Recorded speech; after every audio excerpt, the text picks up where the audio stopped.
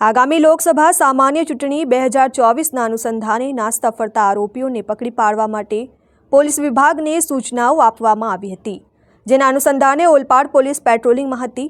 જે દરમિયાન તેઓને સંયુક્ત રાહે બાતમી મળી હતી કે પેરોલ જમ્પ કરેલ આરોપી ઓલપાડ વિસ્તારમાં જોવા મળ્યો છે, જેના આધારે પોલીસે બાતમીવાળી જગ્યાએ તપાસ કરતા આરોપી મળી આવ્યો હતો।